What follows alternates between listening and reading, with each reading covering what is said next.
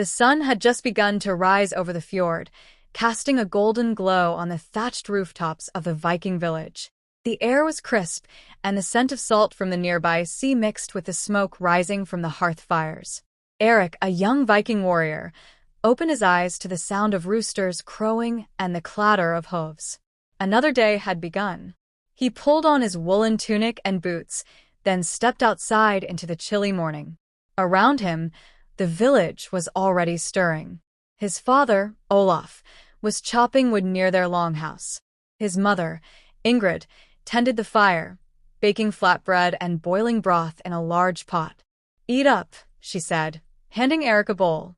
"There's work to be done." The day was busy.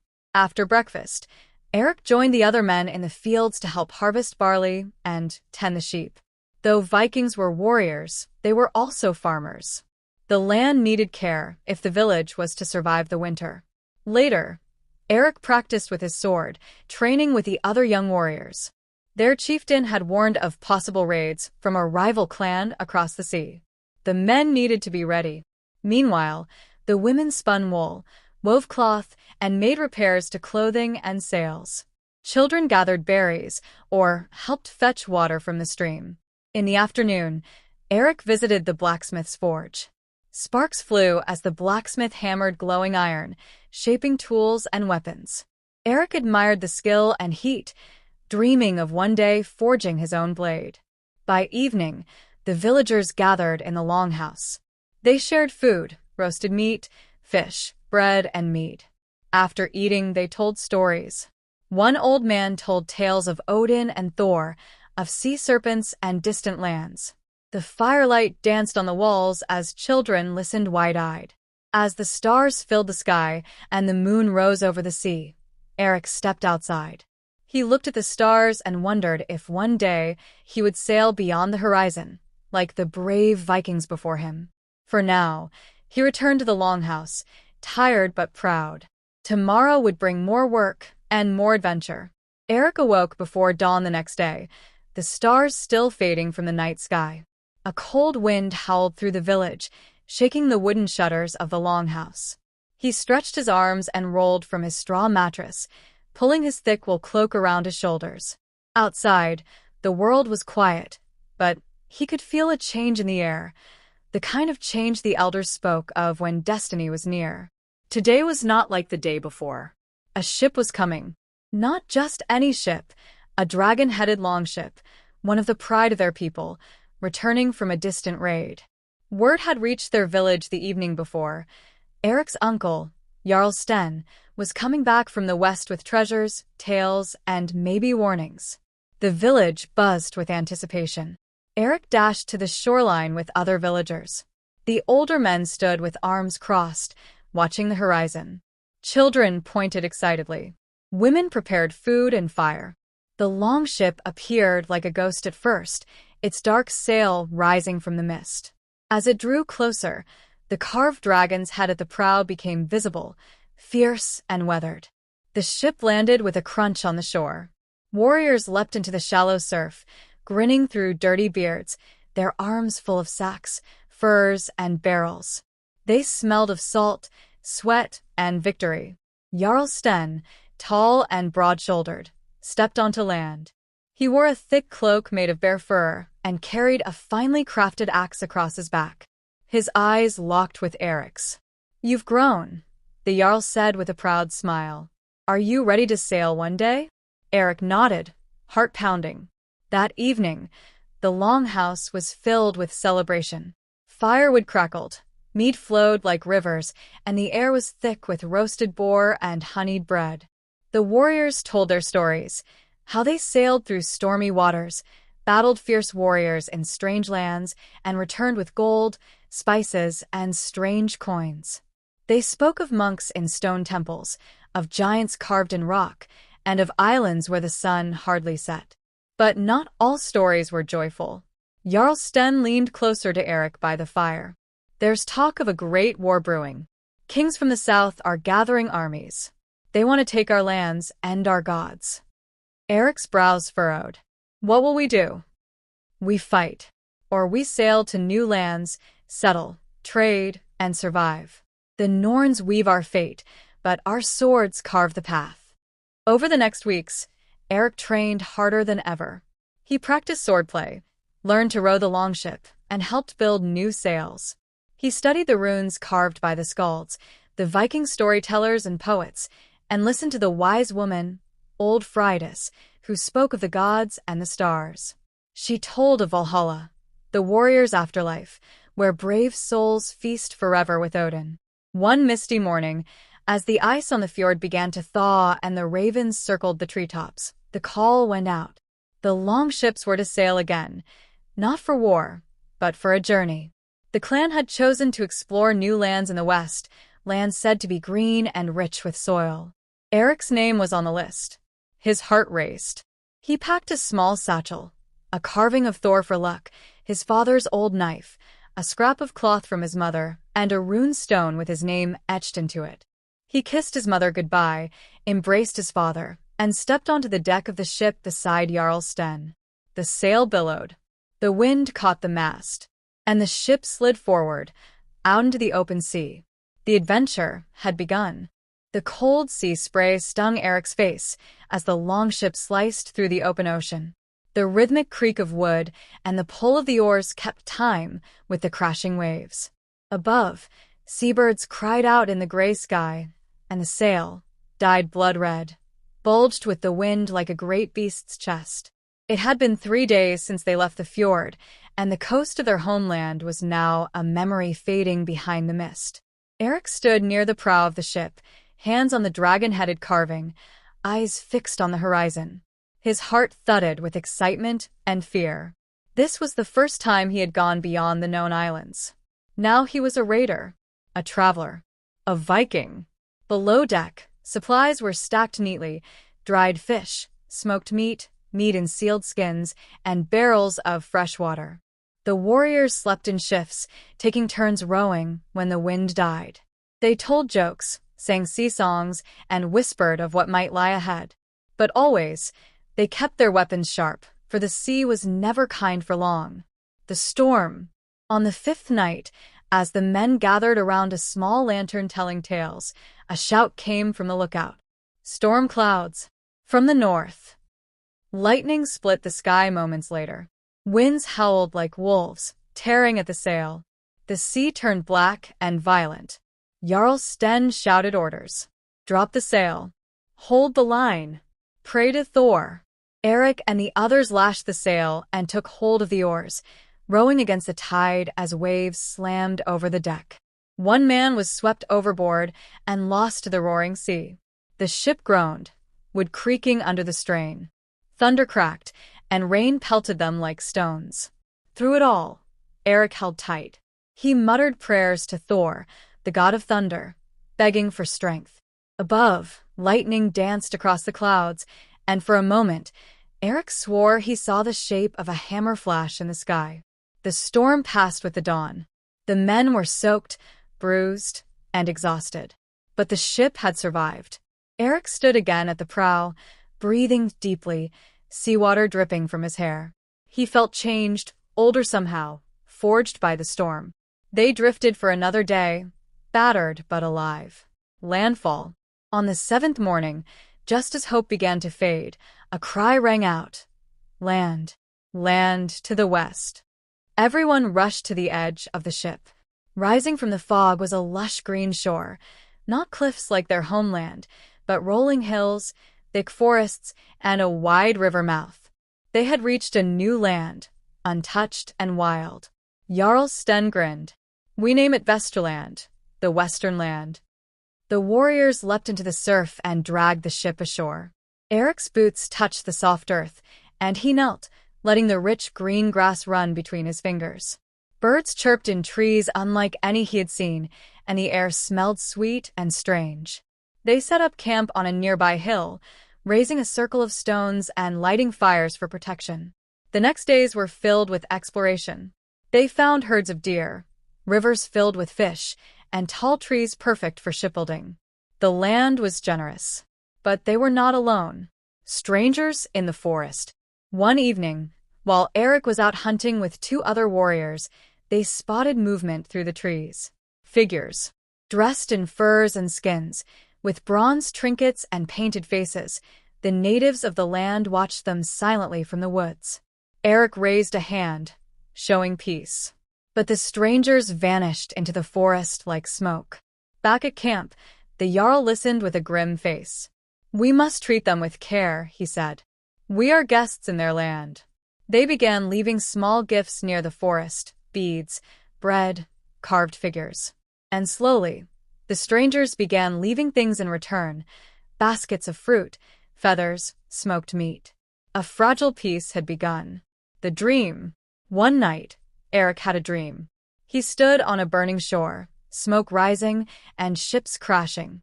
He saw his village far away, dark clouds overhead. Then he saw himself, older, standing before a crowd with a sword in one hand and a crown of fur on his brow. A woman in white whispered something he could not hear. He woke with a start, sweat on his brow. Old Fridas had once told him dreams were messages from the gods. But was it a warning or a promise? The days in Vesterland grew longer and warmer. The settlers built sturdy homes from timber felled in the great forest. They raised a palisade wall around their camp, not out of fear, but out of wisdom. The land was wild. Even the skies seemed larger here, the stars brighter and closer, like ancient eyes watching them. Eric spent his mornings helping build longhouses and watchtowers. His arms, once slim, were now strong from labor and sword training. By afternoon, he hunted or patrolled the outer woods with the others. The trees whispered secrets in the wind, and sometimes, if he stood still, he swore he could hear singing. Not of people, but of the land itself.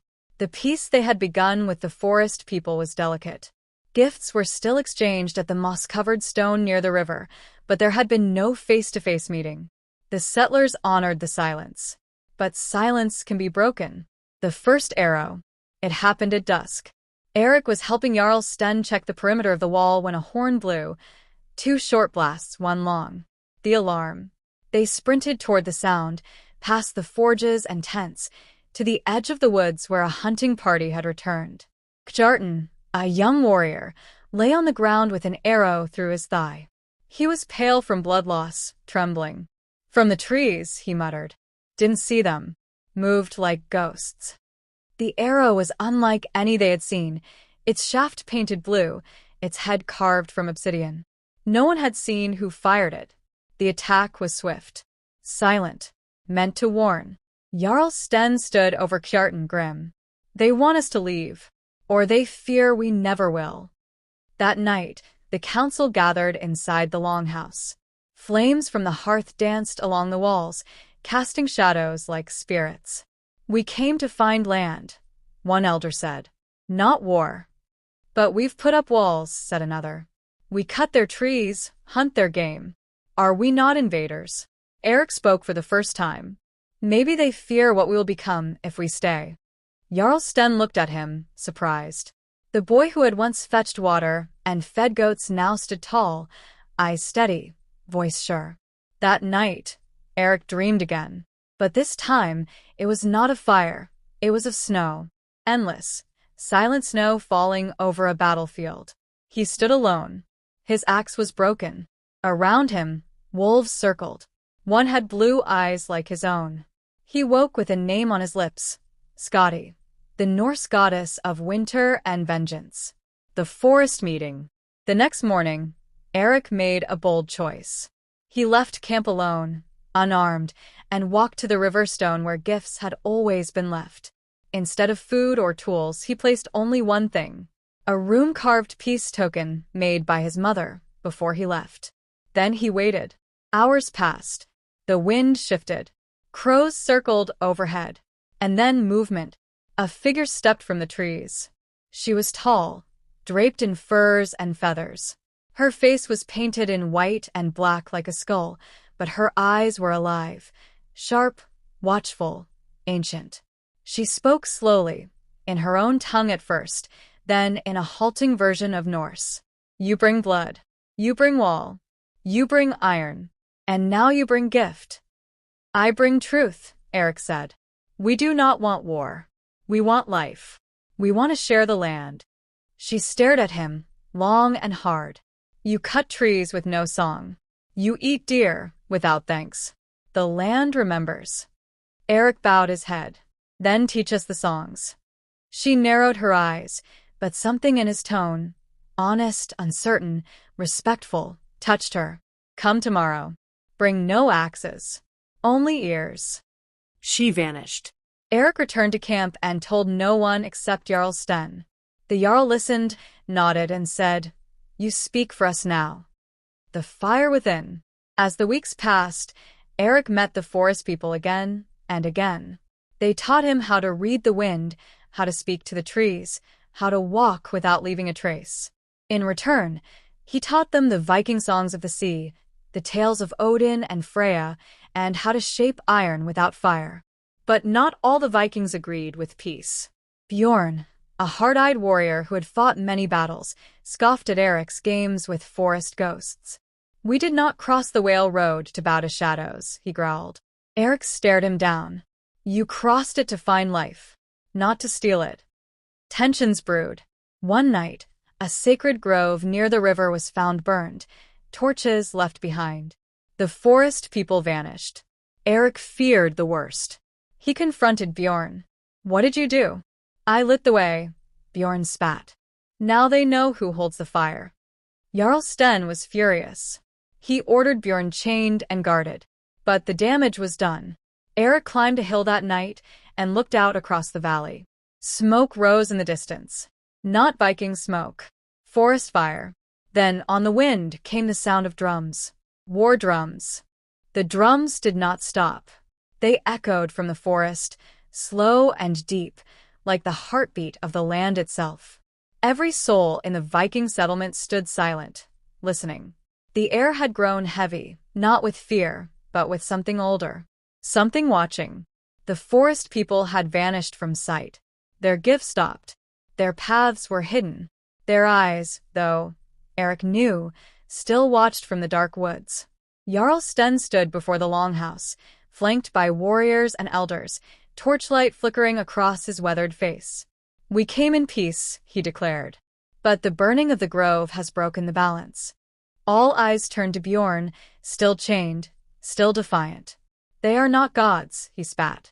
This is our land now. We took it with blood before. We'll take it again. But not everyone agreed. Many had grown to love the land, to respect its spirits, and to believe in the fragile bridge Eric had built. In the shadows, Eric watched the firelight dance, uncertain if peace could be rebuilt from mass. A journey into silence. At first light, Eric made a decision. He would go alone into the forest. No sword, no shield, only the truth of his word and the weight of his heart. Jarl Sten did not stop him. So Eric wrapped himself in a plain cloak, left his iron behind, and slipped through the palisade gate like a ghost at dawn. The forest greeted him not with violence, but with silence. No bird sang. No twig snapped. Even the wind dared not move. He followed the river upstream, past the stone where once gifts had been left, and deep into the roots of the land. The trees grew older here, thicker, covered in moss-like fur. Strange totems hung from branches, feathers, bones, carved wood. Then they appeared. Figures, cloaked in leaves and antlers, faces painted in ochre and ash. A circle formed around Eric. He did not raise his arms. He bowed his head. From the shadows stepped the woman in the skull paint, the one who had spoken to him weeks before. Around her neck, a pendant of amber pulsed with an inner light. You return, she said. I return, Eric whispered. Not with fire, but with memory of what we broke. She studied him in silence, then spoke. You burned our sacred grove. Our ancestors slept there. The trees were older than names. I know, Eric said. It was not all of us. It was one man's hatred. But hatred can burn a forest faster than fire. The forest elders murmured. Then the woman stepped closer, eyes gleaming in the green half-light. You came across the sea, she said, with ships and steel and stories of gods. But the earth here has its own gods. Older than your Thor. Older than speech. You disturbed them. She raised her arm. The ground trembled. A nearby tree cracked open with a sudden burst of wind. From within, a face of bark and roots stared outward. Not alive, not dead. Watching. Eric fell to his knees. "What must I do?" he whispered. "Balance must be restored," she said. "Not by blade, but by sacrifice." He swallowed. "Whose?" She did not answer, but she placed a hand on his chest. "You walk with fate on your shoulders. There is more in you than you see. The land knows your name." And with that, the forest swallowed her again. The turning of the wind. Eric returned to the village to find the gate shut, archers posted, and tension boiling like a pot too long on fire. The scouts had seen movement. Dozens, maybe hundreds, of figures moving through the woods, armed not with swords, but spears tipped with stone and obsidian. The war drums had grown faster. Jarl Sten stood by the fire pit, armor on, brow furrowed. "What did they say?" he asked. Eric told him. All of it, even the part about the sacrifice. The Jarl listened in silence. Then he said, "I will go." Eric's eyes widened. No. "You're the only leader they still trust. If you die, the village will fall into chaos." Sten smiled, sad and wise. "Then who?" The wind answered. The trees rustled. Eric looked up at the sky. The raven circled. And he knew. It had to be him. The trial of the bones. That night, Eric entered the sacred grove once more, this time guided by the forest people. They led him to a stone altar deep in the woods, surrounded by twisted roots and candles made from animal fat. Runes were carved into every surface, glowing faintly with an unnatural light. The woman stood beside him, holding a blade made not of steel, but of bone. "This is not death," she said. "This is passage." Eric lay upon the altar. He closed his eyes. The blade touched his chest. Blood welled, not deep, not fatal, but enough. Enough for the land to taste his soul. The ground shook. The trees sighed. And in the distance, the war drum stopped. The awakening. He awoke 3 days later. Changed. Visions filled his mind. He saw the gods not as men with weapons, but as stars, rivers, storms, trees. He felt the forest breathe. He could hear the whisper of deer hooves, the sigh of mushrooms growing in the dark. He walked into the village gates barefoot, bare-chested, with runes glowing faintly across his skin. The warriors fell silent. Even Bjorn, unchained, stepped back. Jarl Sten knelt before him. "You are no longer boy. You are something more." Eric nodded. "I am Eric, son of the Whale Road, child of 2 worlds, keeper of balance." And from that day on, no Viking raised sword without a blessing from Eric. No tree was cut without a song. No child was taught to fight before they learned to listen. The war had never begun, because peace had been won by sacrifice.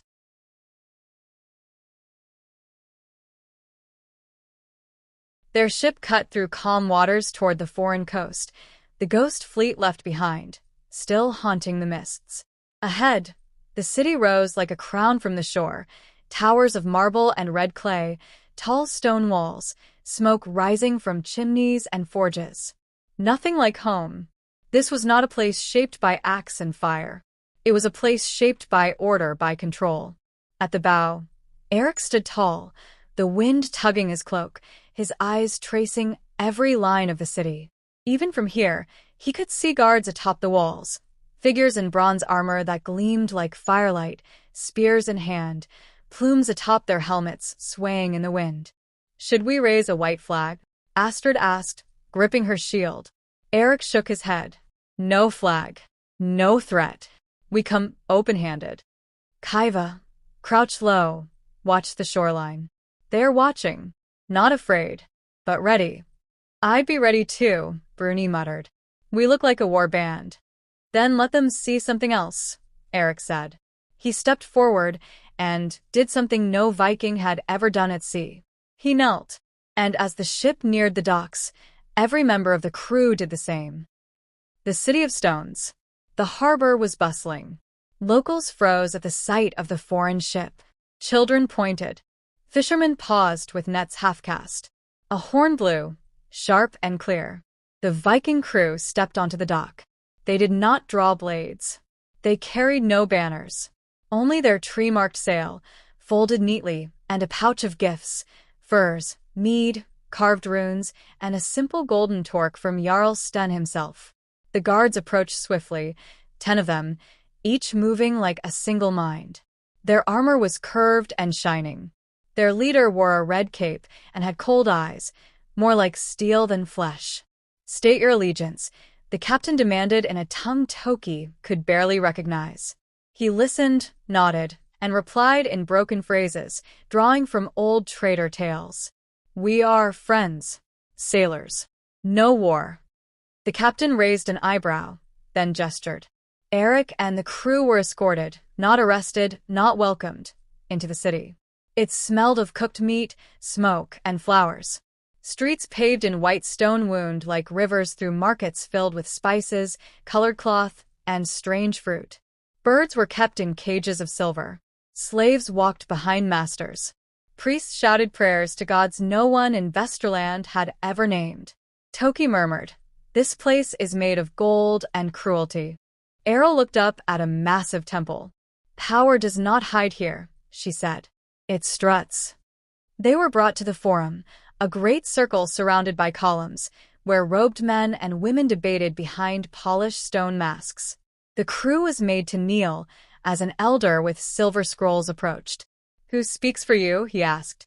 Eric stood. "I am Eric, son of Olaf, son of snow and sea. I come not with sword, but with song." There was silence. Then a strange thing happened. The elder smiled. The masked and the maskless. Eric and his crew were given guest quarters inside a domed house carved into the hillside. For the first time in weeks, they slept on linen, ate sweetbread with honey, bathed in warm water. But none of it felt real. Toki began learning their language from scrolls and scholars. Astrid trained in the courtyard with local soldiers and beat them all. Bruni repaired their ship with tools finer than he'd ever seen. Kaiva roamed the alleys and rooftops, unnoticed learning. But Eric listened. To the whispers. To the servants who spoke behind curtains. To the slaves who did not wear shoes so they made no sound. The Empire, they said, was not at peace. A war had begun far south, where rebels burned crops and tore statues down. Another king wanted the throne. The armies were stretched, tired. And now the Empire looked west, to Vesterland.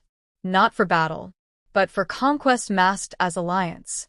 Eric was summoned to speak with a man called Deshesvero, a general of great power. They met in a garden filled with white roses and gold fountains. Deshes wore no armor, only a black robe. He smiled like a man who never feared the truth. "Your people are strong," Deshes said.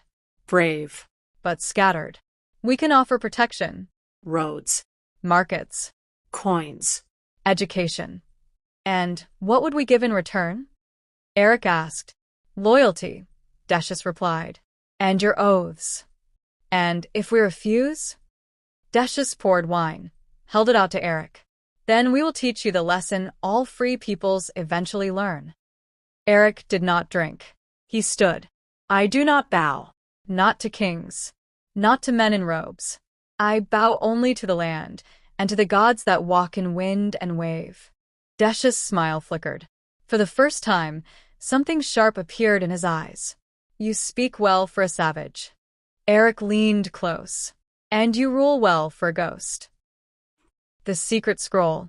That night, Kaiva returned with news. She had found something, deep beneath the temple. An archive.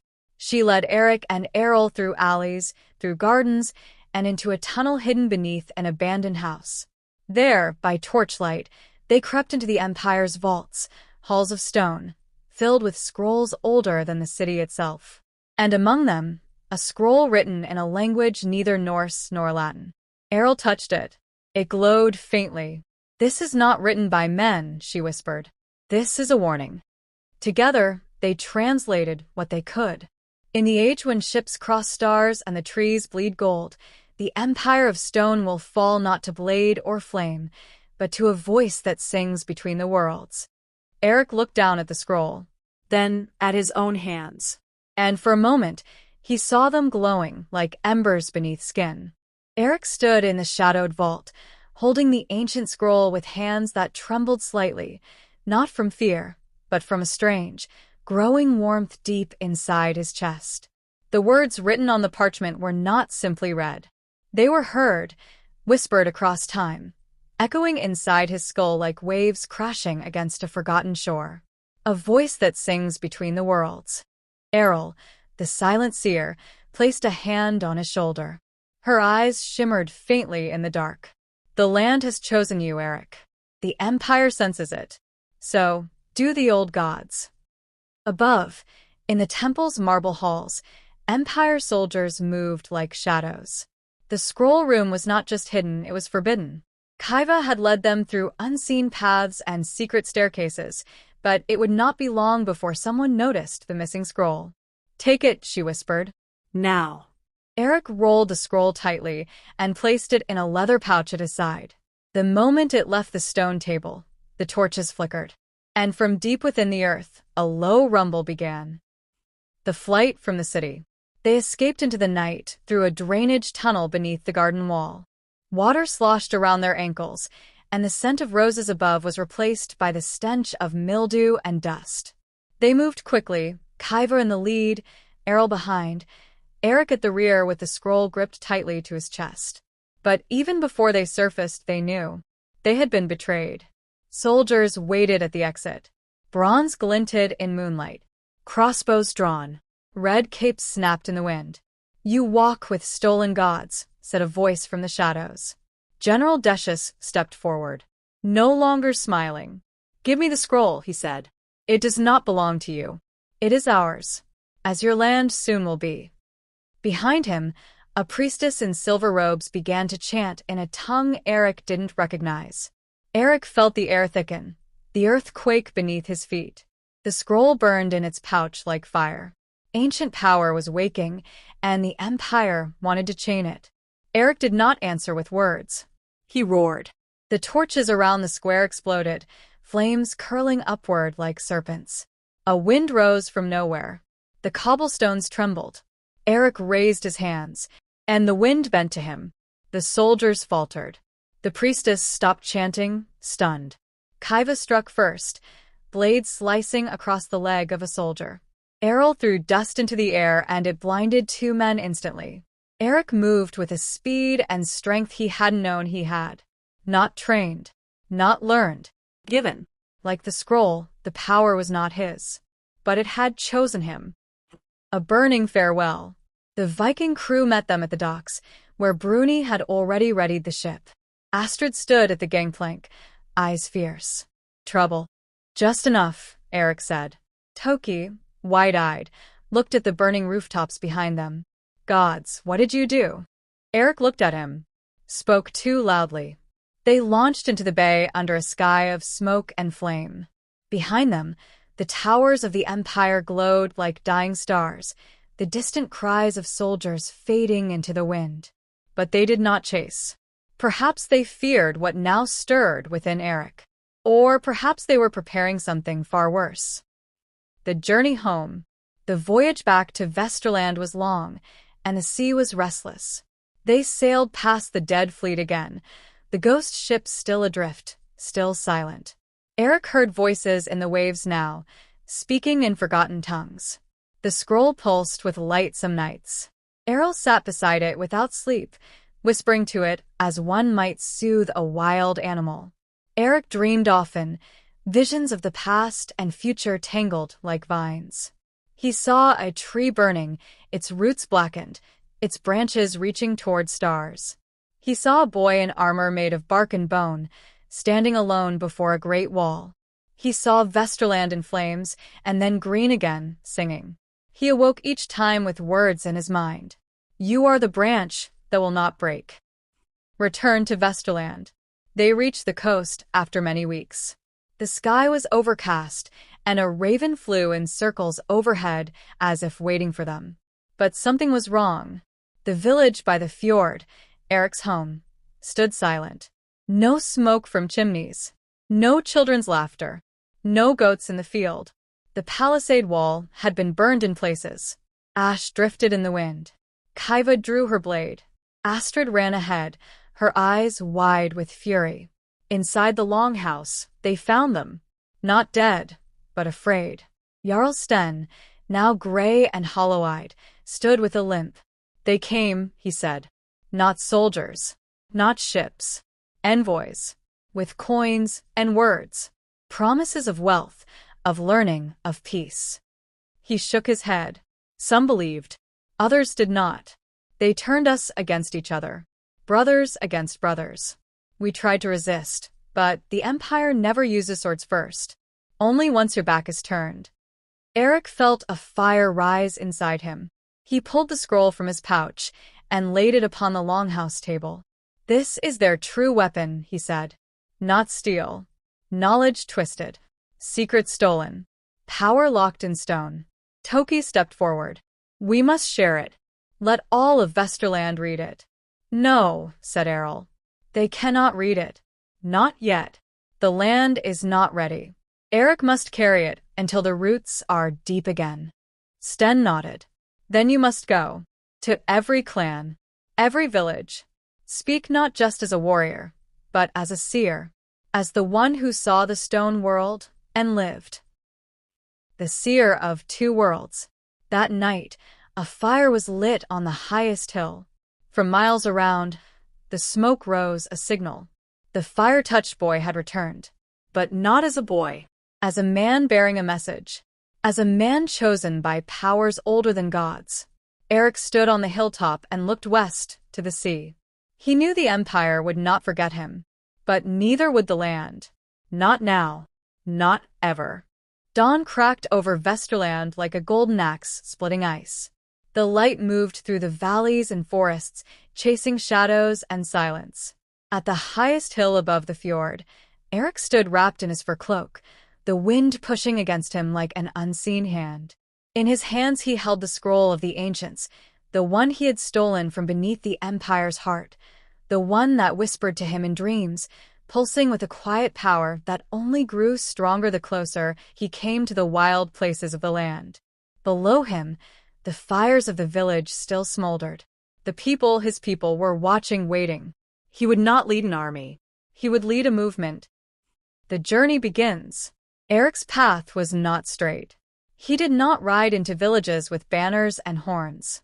He walked, 1 foot at a time, through rain, wind, and snow, with Astrid at his side, always watching, with Kaiva moving like mist scouting ahead, with Toki, who wrote down every word Eric said as if it were sacred law, and Errol, who did not sleep, but often stared into fire and wept for reasons only she knew.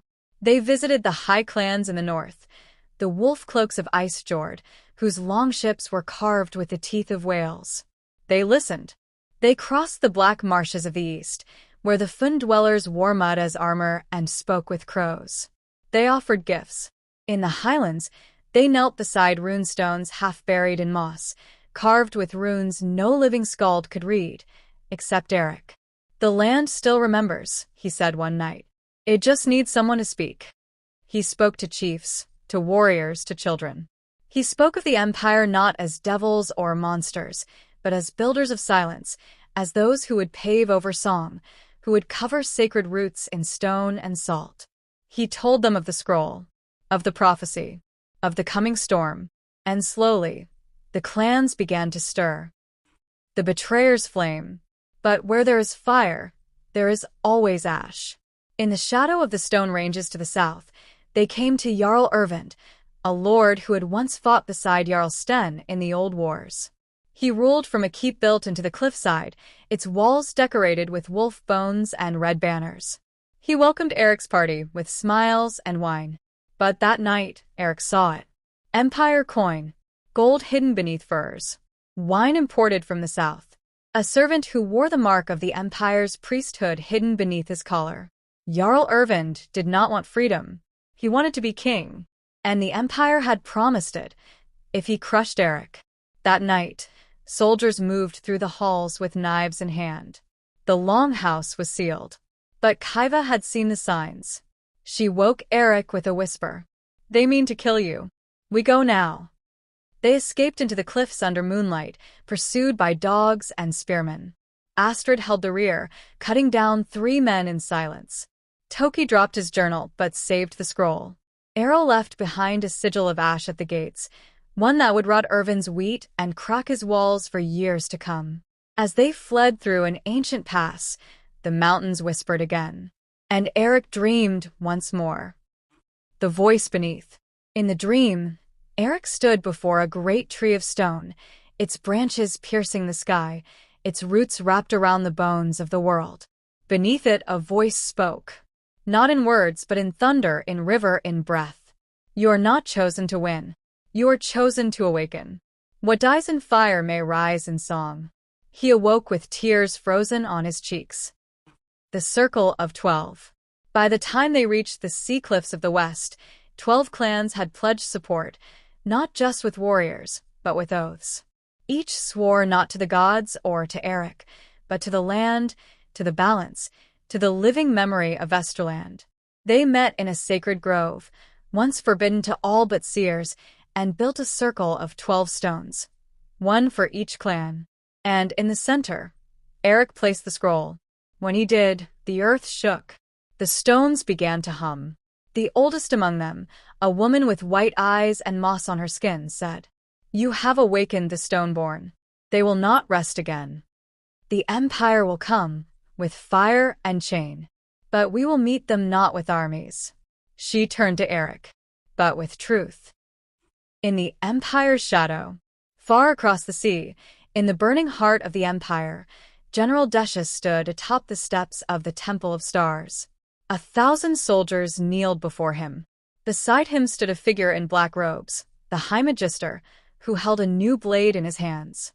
The sword was forged from obsidian and ash, carved with glowing runes stolen from the scroll vaults. "A gift for the one who speaks," the Magister said. "Let us see if he bleeds." Decius raised the sword and ordered the fleet to sail. The gulls were silent. They circled the gray sky like sentries, wings stretched wide, never calling. The sea beyond the fjords was calm, too calm, as if holding its breath. And then the horns blew. From the cliffs of Eldravik, watchers cried out as the first Empire sails appeared on the horizon. They came in ranks, 40 ships, sleek and dark, shaped like blades. Their banners were gold and crimson. Their figureheads were not dragons or beasts, but faces, blank-eyed, silent, like masks of forgotten gods. Eric stood on the headland, cloak billowing in the rising wind, the scroll beneath his arm, and knew the time had come. The Empire had not forgotten, and neither had the land. The last mood. 12 fires burned in a circle around the sacred stone ring. The chieftains, warbands, mystics, and elders of Vesterland gathered one final time. Some wore armor of boiled leather and bone. Others, robes made of fur and dyed with ash. Still others brought sacred relics, twisted antlers, broken swords, feathers from birds that no longer flew. Eric stood before them, his face weathered, his voice steady. "They do not come only for land," he said. "They come for story, to erase it, to bury what we are beneath marble and scrolls written in chains. But the land remembers, and so must we." Kaiva nodded. Astrid placed her axe in the firelight. Toki opened his journal and read, "When they ask what we fought for, we say this. We fought for the wind through pine. We fought for the frost on rock. We fought for the names of rivers and the bones of our fathers. We fought to be forgotten by no one." The chieftains stood one by one and spoke not of war, but of truth. They would not meet the Empire in open battle. They would meet them on sacred ground. The Empire lands. The first ship beached at low tide. General Decius rowed ashore clad in black plate, his red cloak dragging in the sand. Behind him came cavalry, engineers, priests, scribes. They did not bring flags of peace. They brought spades and chains. A delegation met them, not with weapons but with silence. Errol, the seer, walked barefoot to the edge of the water. "You come to bind what cannot be bound," she said. "You walk on breath and call it yours." Decius did not answer. Instead, the High Magister stepped forward, holding a blade of obsidian, its edge humming with stolen magic. "The boy is a vessel," the Magister said. "Return him, or fall beneath the new dawn." Errol only smiled. "The dawn you speak of is ash." The breaking of the stones. On the third day, the Empire advanced. Their engineers began tearing down the stone circle, the sacred place where the clans had gathered. And that was when the land answered. The stones bled, not red, but golden, sap-like liquid running down ancient carvings. The ground shuddered. From the north, wolves howled. Eric arrived then, not on horseback or with an army. He came alone, barefoot, dressed in robes woven with vines and bone. In one hand the scroll, in the other, a branch of the world tree, blackened by fire but still sprouting leaves. He walked through the ranks of soldiers untouched. They stared at him, frozen, unable to speak. When he reached the altar stone, he placed the scroll upon it. And then he sang the Song of Vesterland. It was not a battle cry. It was a song older than language. It was the crack of ice and the hush of snowfall, the rush of rivers, the hiss of fire in cold rain, the voices of ancestors not remembered by name but by blood. The scroll unfurled itself, lines of runes glowing in light no sun had ever cast. The earth answered. Roots tore through the battlefield, splitting stone and steel. Trees burst from the ground fully grown. The sky turned dark, not from storm, but from wings. Ravens, eagles, Owls. The Empire's lines broke. Their obsidian weapons shattered. And then the stones rose. Not floated, rose. Each one lifting into the air, spinning, glowing, forming a circle in the sky above Eric. The spell the Empire had forged, the false power they had stolen, was undone. The song drowned them. The aftermath. When the sun rose again, the Empire was gone. Their ships had burned at sea. General Decius had vanished. The Magister's blade lay broken at the edge of the forest, now covered in moss. And Eric, he was gone. Some say he walked into the forest and became a tree. Others say he crossed the sea westward to lands no map shows. But in every village, they now sing a song. It changes with the wind, with the season, with the speaker. But it always begins the same way. There was a boy who walked with fire, and when the world forgot to breathe, he taught the stones to sing again. Years passed. Not many, but enough for the world to forget the exact shape of Eric's face. His name, however, remained. It was sung by children on rooftops, whispered by seers in caves, and carved into stones hidden beneath moss and snow. And deep in the heart of Vesterland, where the world tree's shadow had once fallen, a girl was born, not in a hall or hut, but in the grove where Eric sang the earth awake. Her name was Isra, daughter of the wind. Isra was born on a storm-tossed night, lightning painting the sky, thunder shaking the roots of the trees. Her mother, a healer with eyes the color of sea glass, claimed no man as the father. Only that the child came when the wind spoke my name. By the age of 5, Isra could speak with crows. By 7, she could call deer from the forest with humming. By 10, the ground where she stepped sometimes bloomed with wildflowers, even in frost. But it was not her magic that drew attention. It was her silence. Isra did not speak. Not once. Not ever. Her eyes, however, saw everything. And in dreams, she remembered things she had never seen. The blade of ash. In a forgotten ruin near the southern cliffs, half buried beneath ivy and thyme, lay the broken blade once carried by the Empire's High Magister, forged of obsidian, stained with stolen blood, shattered when Eric sang the truth into the sky. Isra found it on the eve of her 13th winter. She did not take it. She touched it. And when she did, the blade pulsed, not with power, but with memory. 1,000 screams. A city burning. A boy, barefoot, singing into darkness. The blade, once cursed, turned to dust in her hand. In its place, a single seed, black as midnight, glowing faintly. She planted it in the center of the grove. It sprouted instantly. A tree not of any known kind, with leaves like flame and bark like smoke. And when the wind blew through its branches, it whispered, "He is not gone. He is waiting." The Empire reborn. Far across the sea, in the shattered shell of what was once the Empire's capital, a new fire stirred. A boy named Lucian, born in the ruins of the old Senate, had found scrolls buried beneath a fallen tower. He read by candlelight, day after day, while the city starved and wolves howled outside the gates. Among the scrolls was a record of a song, a Viking, and a circle of stone that defied steel. Lucian had been raised on fear, of barbarians, of gods, of the sea. But the more he read, the less he feared. He began to wonder, what if the Empire had been wrong?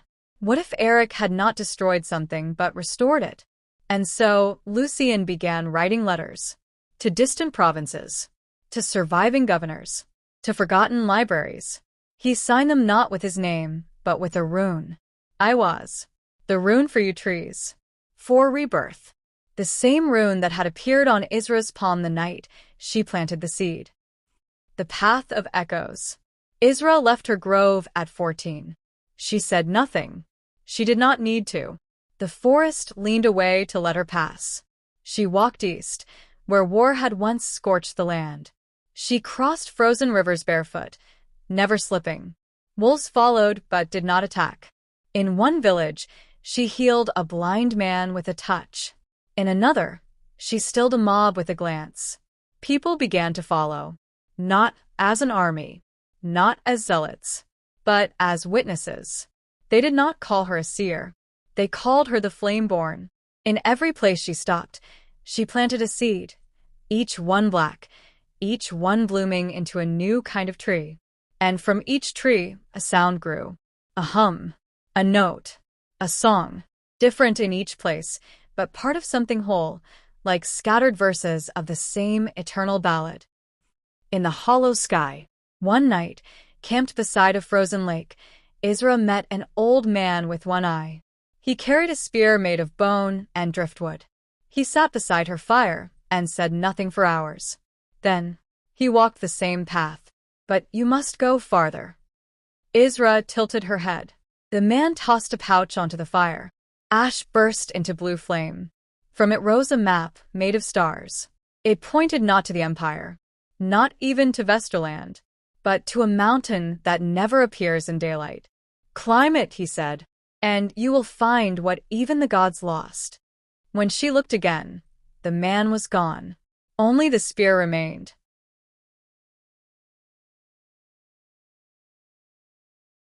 The sky was a sheet of steel. No birds flew. No wind stirred. The forest had grown too quiet.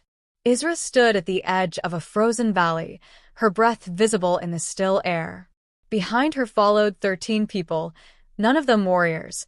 A blind harpist, a child who saw ghosts, a blacksmith who refused to forge weapons. Each had joined her along the way. Not because she spoke, for she never had, but because something ancient in them recognized what she was becoming.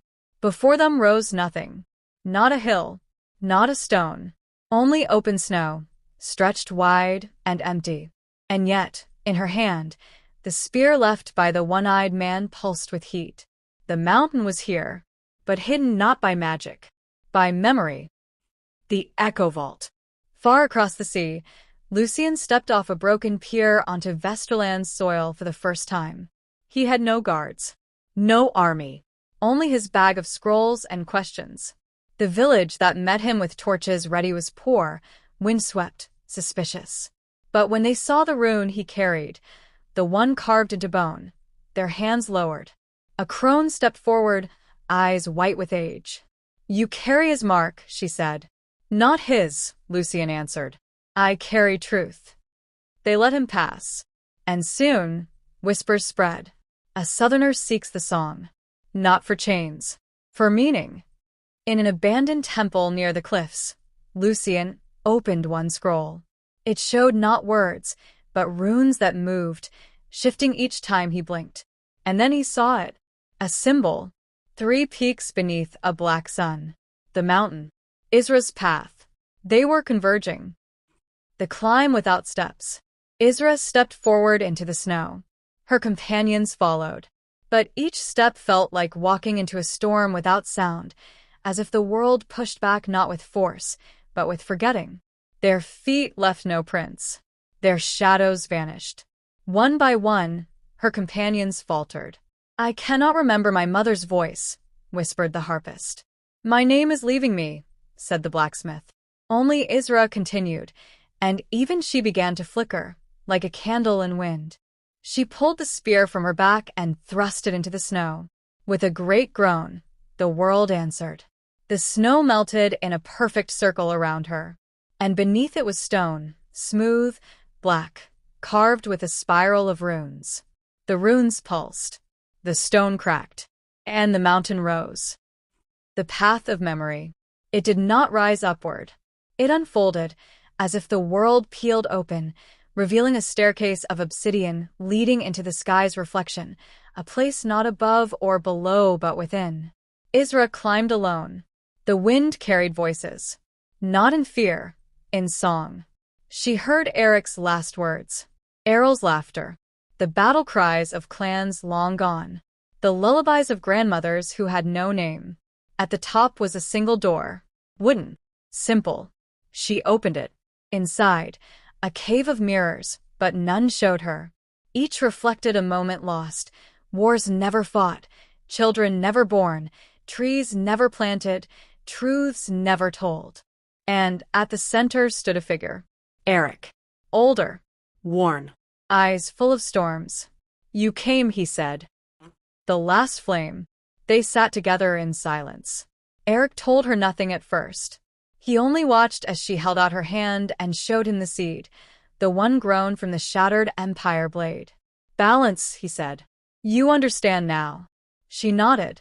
He walked to the center of the room and placed a hand on a stone pedestal. From it rose the true scroll, not written on paper or skin, but woven from roots and song and breath. It was never about gods or glory, he said. Only memory. Only choosing to remember who we are, even when the world forgets. Isra took the scroll, and the mountain began to crumble. The return. She emerged as dawn broke. Alone. The others had waited days, frozen in the snow, alive but changed. They watched as the scroll wrapped itself around her like a second skin, glowing faintly. And in that moment, she finally spoke. A single word. Sing. And so they did. Far to the north of Vesterland, beyond the frost-rimed fjords and glacier-wrapped peaks, there was a land the maps never named. No bird flew above it. No deer crossed its ice. The trees there were dead, not broken, but fossilized in motion, like dancers caught mid-step and turned to stone. And in the center of that forgotten place, something awakened. It did not breathe. It did not bleed. It had only one need. Silence. Not the silence of peace, but the silence of erasure. Of memory undone. Of songs unsung. It had slumbered beneath the mountain's root. Now, stirred by Eric's sacrifice and Isra's flame, it opened its eye, black as moonless night, and remembered its name. The Hollow One. Lucian's choice. Lucian stood before the crumbling gates of Velterran, once the Empire's northern fortress, now abandoned, devoured by vines and frost. Inside, he found more than ruin. He found a council of exiles, survivors from the Empire's fall. Not soldiers. Scholars. Keepers. Archivists. Men and women who had once recorded the Empire's deeds and now sought to unwrite them.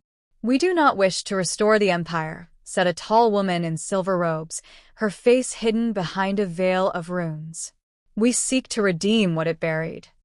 She led Lucian into the deep archive. There, he unrolled a hidden scroll, one written not in ink, but in the blood of the old gods. A warning. When the flame is past and the voice returns, the hollow shall stir. And it will not conquer by blade. It will devour story itself. Lucian closed the scroll slowly. It's not Isra we should fear, he said. It's what follows her. The flame-bearer. Isra and her companions reached the Valley of Songroots, once a battlefield, now blooming with fire trees and moss. The scroll no longer followed her. It grew from her skin, lines of runes woven into her arms and throat, glowing when she sang, pulsing when she dreamed. Each night, her voice unlocked visions. Eric walking a bridge, made of stars. Wolves with eyes like mirrors. A child in the dark, drawing pictures in ash. One night, as snow fell silently, she dreamed of the Hollow One. A black figure standing among her planted trees, watching, its shadow killing the song in the leaves. When she awoke, her hands were burning, and the tree she had planted in the last village had withered overnight. The silence had begun. The gathering. News spread across the old lands. The scroll walks again. A girl sings like the first sky. The empire is stirring, and something darker walks behind the wind. The chieftains met once more, though fewer than before. Kaiva, now white-haired and blind, came from the Firelands. Toki, older but unbroken, brought his great-grandson, who had learned to shape metal that sang when struck. Even Errol returned, her body now mostly spirit, drifting in and out of form. They met beneath the stone circle, regrown, rebuilt by vines and will. And Isra stood at the center, silent, until the wind fell still, and she opened her mouth and said, "We are not fighting for the past. We are fighting for the memory of what might still be." The song fades. As they prepared, the Hollow One moved, not like a man, like absence. Villages it passed through forgot their names. Children lost the word mother. Song stopped halfway through and could not be finished. A tree grown by Isra's hand cracked and fell without a sound, not from decay, but because it had forgotten it was a tree. The Hollow One did not kill. It unmade, and it was coming. The sun had not risen in 7 days. Not because it could not, but because the sky itself had forgotten how. Across the land, Isra's fire trees dimmed.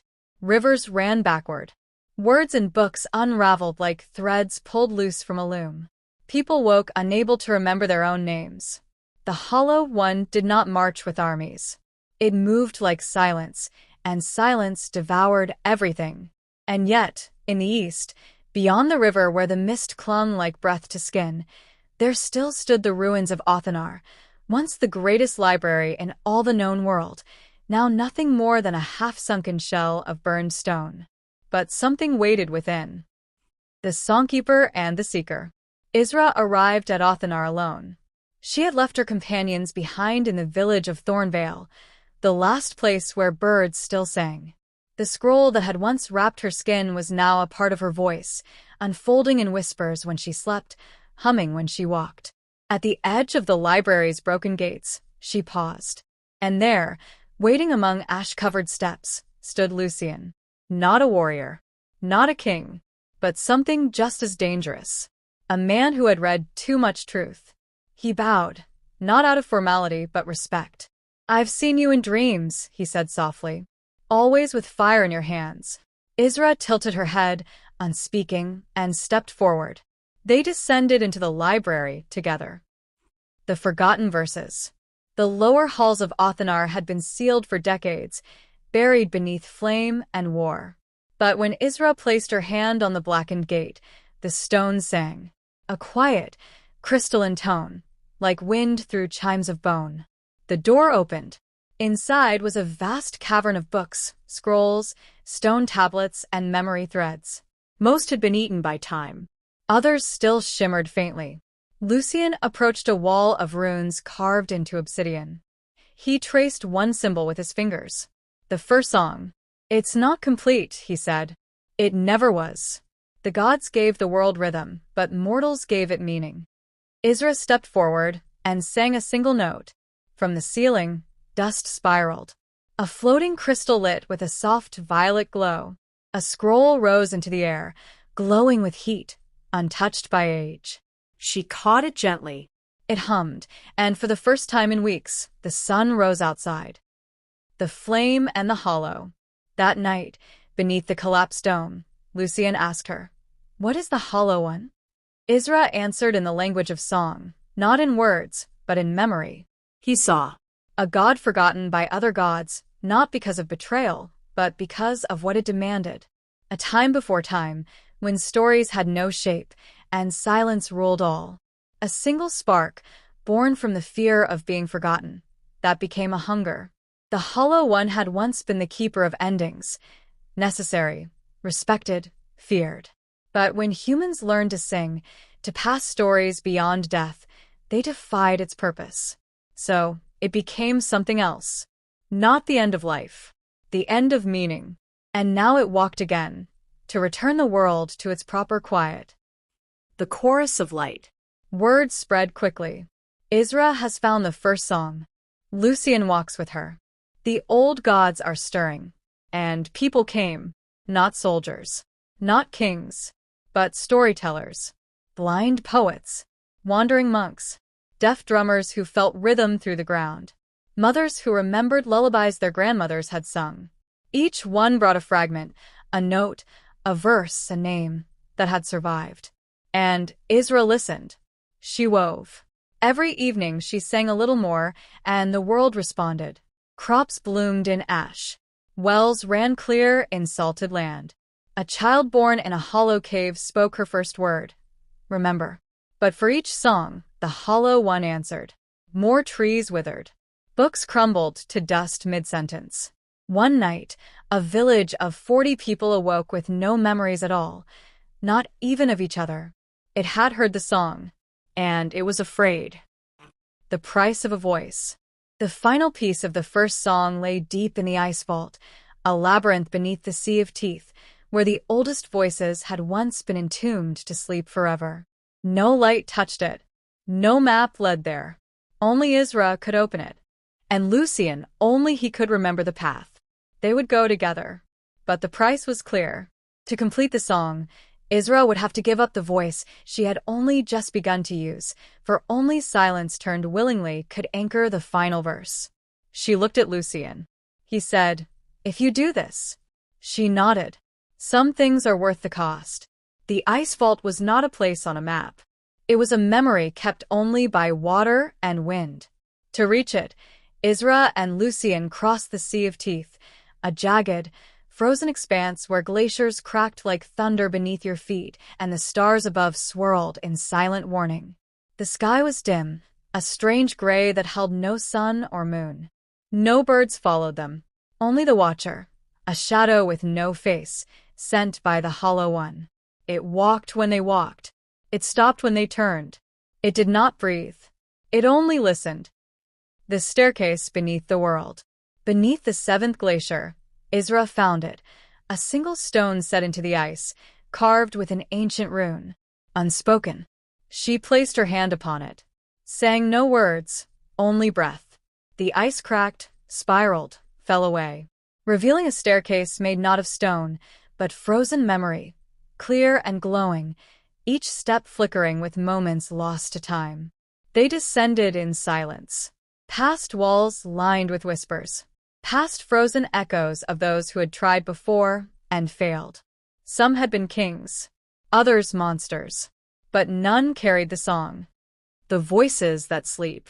In the heart of the ice vault lay the crown room, a circular chamber lit from below, where 12 glowing columns stood. Each contained a figure, frozen in stillness. A woman with the antlers of a stag. A child with runes carved into bone. A man who had burned alive and still stood tall. The voices of the first song. Their power had not faded. They waited. But not all welcomed Isra. One voice stirred as she approached, and hissed in her mind. "You are late. The world is nearly gone." Another whispered, "Sing or silence everything forever." She stepped into the center. Her skin flared with light, and the scroll within her unrolled into a ring of fire around her feet. Lucian stood at the edge, watching, his hands trembling as the words of the old language filled the chamber like thunder beneath water. Then the Watcher entered. The Shadow's name. The Watcher did not attack. It spoke not aloud, but within them both. I remember you, it told Isra. You are what the Hollow fears. Because I am fire? She asked. Because you are a voice that does not beg, it answered. Then it turned to Lucian. You, scholar. You do not fear silence. You fear being forgotten. Lucian stepped forward, heart pounding. I fear one thing only, a world where no one dares to remember. The Watcher hesitated. Its form flickered, and for the first time, a face appeared. Lucian gasped. It was his own. I was once you, the Watcher said, before I forgot why stories mattered. Then it turned to Isra and bowed. Finish the song. And I will rest. Then it vanished. The final verse. The 12 frozen voices raised their arms. From each flowed a thread of light, memory, song, sorrow, rage, love, all weaving toward Isra. She opened her mouth and sang. Not in words, not even in melody. She sang a world remembering itself. The first fire lit, the first name spoken, a mother calling her child home. A blade dropped, never lifted again. The stars, whispering to each other through space and ice. And when the final note rang out, the columns shattered, not in ruin, but in release. The ice vault trembled. The walls cracked. The Hollow One screamed, not in pain, but in fear. For now it was known. The voice returns. Isra collapsed, her strength nearly gone. But she smiled. The final verse lived in her breath. Lucian helped her stand, and for the first time, he saw the world ripple around them, color bleeding back into the sky, names returning to trees, rivers remembering their flow. They had done it, but only the first part. The Hollow One had not been defeated, only named. And now that the song was whole, the war for memory would begin. The wind no longer howled across the sea of teeth. It whispered, not with words but fragments. A child's laugh. A farewell before war. A name carved in oak, long since drowned. A promise. The Hollow One had heard the final verse. And it was wounded, but not broken. Now it came in full. And the world, scarred and stitched by story, braced for its last test. The shape of the Hollow. The Hollow One no longer needed a shadow. It wore a body. It stood 12 feet tall, wrapped in robes that dripped into mist. Its face was a smooth plane of onyx, but on it shimmered the echoes of every name it had ever erased, flickering and fading too fast to catch. It walked the land, and each step unraveled meaning. Mountains crumbled because they forgot how to hold their shape. Cities turned to sand, not by force, but because no one could recall why they were built. Lovers parted, unable to remember why they once held hands. The Hollow One's voice was never heard. It was felt as dread, as doubt, as the sickening weight of being forgotten by everything. The fire and the flame. Isra returned from the ice vault changed. She no longer needed to sing. Where she walked, the earth remembered. Trees grew old in moments, their rings filling with old songs. Rivers hummed again. Animals paused when she passed, as if recognizing a soul older than flesh. But her body was fading, not in health, in solidity. The song was consuming her. She was becoming a vessel, a voice too full of the world's truths to remain bound by skin. Lucian saw this. He did not tell her. Instead, he wrote. He recorded every glance, every gesture, every whispered phrase she forgot she said. Because he knew. She was becoming a story herself. And stories must be told or they die. The last gathering. The chieftains came, not to fight, but to witness. Kaiva came riding a stag of flame, blind but unafraid. Toki came with his clan of metal binders, their skin marked by molten rune brands. Errol, now nearly made of wind and light, floated among them, speaking only when stars blinked in certain patterns. Even the beasts came. The black wolf of the Munfen, the white bear of Farhome, the serpent of the deep glen, whose breath grew flowers from rock. They came not as beasts, but as keepers of memory. The Hollow One would erase all. And they had remembered too much to let that happen. The temple beneath the sky. On the last night before battle, Isra stood alone on the broken temple steps of Elnor, where once the gods had met to bind the world together in sound and story. She held the final verse in her hands. It had changed form again. Now it was a mirror, smooth and black. In it she saw a child version of herself, voice trembling. Eric, her father, standing tall, hand outstretched. Lucian writing by candlelight, eyes tired but alive. And the Hollow One, not as a monster, but as a void shaped like yearning. "What are you really?" she asked aloud. And the mirror answered, not with words, but a single echo. "I am the silence that follows the story you never tell." She wept. Not from fear, but understanding. She would have to unmake herself, give the hollow what it had always wanted. A perfect silence. But do it willingly. That was the key. The morning that changed the sky. At dawn, the Hollow One came. No army. No fanfare. Only stillness walking. The land froze, not in temperature, but in memory. Names slipped from minds. Faces blurred. Even the sun hesitated, unsure whether to rise. Isra stepped forward. No weapon. No shield. Only voice. She began to hum. The sound spread like ripples in still water, not attacking, but reminding. Every moment ever shared. Every laugh, loss, kiss, scream. Every word carved into bark. Every song sung to a dying friend. The Hollow One screamed. The sky cracked. Reality trembled. And then silence. But not the Hollow One's silence. Hers. The choice. Lucian saw her fall, but not collapse, ascend. She rose into the air, her body glowing with light and flame and ink and name. The song burst from her in a dozen languages, some older than wind, some not yet born. And then she was gone. Not dead, not lost, but woven into the earth, the sky, the hearts of all who chose to remember. The Hollow One faded, not defeated, but understood. Its purpose now held within the song of Isra, a silence that reminds, not erases. After, The world changed. not suddenly, But deeply. books reopened to find new pages written. Songs sang themselves in the wind. Children were born remembering things they had never learned. Lucian became the first lorekeeper of the new age. He told Isra's story to every child, every village. Every year, on the day the sky turned silver, they sang not to worship, but to remember. And that is why even now, when a fire burns just right and the wind is soft, and someone hums a half-forgotten tune, you can hear her, the girl who sang the world back into being.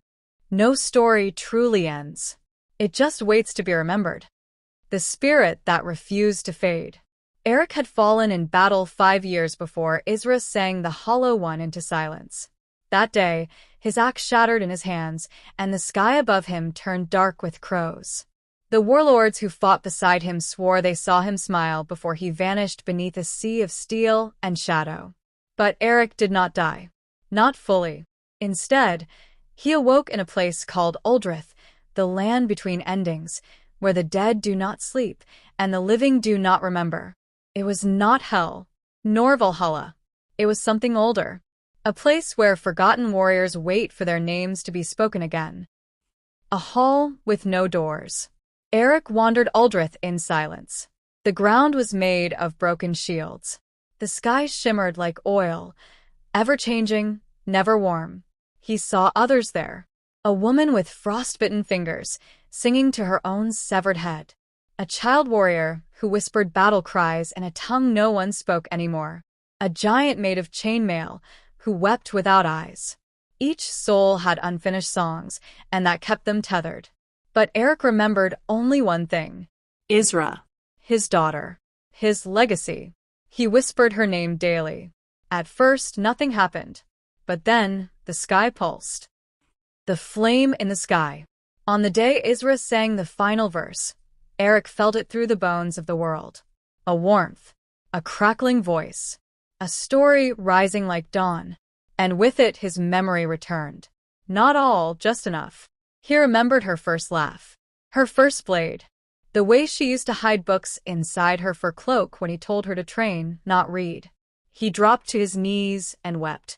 Others gathered. They felt it too. Across Uldrith, the long dead began to stir. Their names were being remembered. Their stories, once broken, were stitching together again. The Keeper of Gates. At the edge of Uldrith stood a tower made of bone and bronze. Few had ever seen it. Fewer still had approached. Inside dwelled the Keeper of the Gates, a being called Marnith, neither god nor ghost, but something forged in the first silence. When Eric came, she looked up from her endless tapestry of threads. "You do not belong here anymore," she said, voice a wind through dry leaves. "I died," he replied. "You were remembered," she corrected. With a motion of her long fingers, she revealed a glowing thread, his name, now alight. "One has sung you back. Isra?" Marnith nodded. "She is the voice now. But the voice has a price. She gave her flesh for flame. You are still bound to her, and she still burns." Eric clenched his fists. "Can I return?" "No," she said. "But you can go where she cannot." The echoing path. Marnith unraveled a second thread, faint, flickering. It pulsed with pain, song, and memory. "This is the realm beneath words," she said, "where all that is unspoken dwells. Isra cannot enter. She is now story. But you are the pause between chapters. You can walk it." "What will I find there?" he asked. "The remnants of the Hollow One," Marnith whispered. For though the Hollow had been silenced, pieces of it remained, shards of void, still whispering to the weak-willed, still unraveling forgotten corners of the world. Eric, the dead who lived, would now become the walker of echoes, the one who would hunt the Hollow's scattered remnants in places even gods refused to tread. The Sword of Silence. Marnith gifted him a blade. It had no edge. It had no weight. It was made entirely of unspoken promises. "This is Cauldron," she said, "forged by the first Oathbreaker. It can cut through silence or be silence itself." "I don't understand," Eric admitted. "Good," she replied. "You are ready." She opened the gate, and Eric stepped forward into the unseen realms between language and forgetting. Beyond the map, there is no map to where Eric now walks. But there are signs. A town whose people dream of a man with flame in his eyes. A beast once thought extinct now sings old war ballads. A child who draws a stranger in her sleep and names him Eric the Memory Walker. He hunts the last fragments of the Hollow One. He protects the silence between stories. He remembers Isra every day, every step. Because now, even without breath, even without blood, he is the shield she never knew she needed. There are stories that heal. There are stories that haunt. But beware the stories that lie. Where words go to die. Eric walked beneath a sky made of torn parchment, stars blinking in ink drops that bled as they moved. This was the Whispering Fold, a place so deep between memory and silence that even the Hollow One had feared to linger here. In this realm, reality could not be trusted. Every stone told a different story. Every tree sang a lullaby of a world that never was. Even Eric's own memories began to twist. Did I have a daughter? Was I the one who fell or the one who watched? Who am I really? But Cauldron, the blade of unspoken promises, glowed with soft silver light. It hummed with the voice of Isra, faint and steady, keeping his mind tethered. He was Eric, the Memory Walker. And here, he would face one of the Hollow's last fragments. The God of Lies written in ink. Eric came to a lake of dark ink, still as glass. At its center stood a spire of quills, each the length of a spear, bound in rings of leathered skin. And there, hunched upon a throne of cracked stone, sat Thurnan the Quill God, once a minor deity of scribes and parchment, now corrupted by the Hollow's lingering venom. Thurnan's fingers were long and sharp, each tipped with dripping ink. His eyes were gone, replaced by swirling script. He smiled without joy. Another chapter comes, Thurnon rasped. Shall we write it together? Eric drew cauldron. You lie for the hollow. Thurnon rose, impossibly tall. His voice echoed from every line of bark, every broken phrase in the air. I lie, yes, but not because I serve the hollow. I lie because truth grows tired. He raised one massive finger, and the lake of ink rose like smoke. The battle without truth. It was not a fight of blade and blood. It was a war of belief. Each time Thurnon spoke, the world rewrote itself. He whispered, You are not Eric, and Eric's hands faded. He cried, Isra never lived, and the song dulled. He laughed, You never died, and Eric gasped, feeling lungs he no longer had. But cauldron glowed with memory, with unspoken truths. Eric whispered the name Isra, not as a word, but as a promise. And with each whisper, ink peeled away from the world like flaking paint. He saw the truth beneath the lies. Thurnon had once been a keeper of truth. The Hollow One had fed him on forgotten words. He had eaten the truth of himself, until nothing was left but stories that could not be trusted. Eric stepped forward, blade humming. You are not a god, he said. You are a ghost that forgot it died. And with one strike he cut the lie. The scroll she never meant to write. Far above, in the world of the living, Lucian sat beneath Isra's memory tree, where her ashes had been scattered and stories sang from the wind. There, he discovered a scroll sealed in beeswax, unlabeled, untitled, unreadable, until he whispered her name. The wax melted. Inside was a message, not from Isra but from something older, a version of Isra that might have been. In it were verses that should not exist. A version of the song where the Hollow One wins. A truth about Isra's birth, hidden even from herself. And a prophecy that she would rise again, not as voice, but as question. When the fire sings its own song, the scroll read, She will walk again and ask the world if it deserves to be remembered at all. Lucian trembled. He did not know whether to burn the scroll or preserve it, because if it were true, Isra may return, not to save, but to choose. The lie that remains. Back in the fold, Eric stood over the ashes of Thurnon. But as the spire of quills collapsed into the ink lake, one quill remained upright, still warm, still writing. But it did not write upon paper. It wrote upon air. And the word it wrote was, Why? Eric picked it up, and suddenly, he remembered something Isra never told him. A name. A face. A place she feared even in dreams. And he knew he was not done. There was still one fragment of the hollow left. The oldest lie. Still hidden. Still whispering. Still waiting. When a man breathes, the world listens. When a story breathes, the world changes. The wind that remembers. Eric walked alone now, quill in hand, through a land with no floor. He stepped on sound, echoes shaped like stone. Around him were shelves suspended in nothing, thousands of them, each stretching into the sky and spiraling into silence. He had entered the library of breaths. Here, every breath ever taken was stored, shelved, and whispered in loops. A child's first gasp, a warrior's last sigh, a mother's lullaby hummed in winter. Each breath was a story, each shelf a memory. But Eric was searching for one, the breath that never should have been. The librarian with no mouth.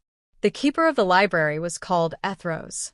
He had no face, only a mask of wind and light. No mouth, only a whisper that danced between syllables. He did not speak in language, but in exhale. Who comes to seek the breath of lies? Eric raised the quill. It glowed. Ethros recoiled, for it was the quill Thurnon once wielded, the last remnant of a forgotten god, now wielded by the memory walker. You carry the echo of silence, Ethros breathed. I seek the final fragment of the Hollow One, Eric said. The lie that was never born. Ethros said nothing. But the shelves shifted. Wind screamed.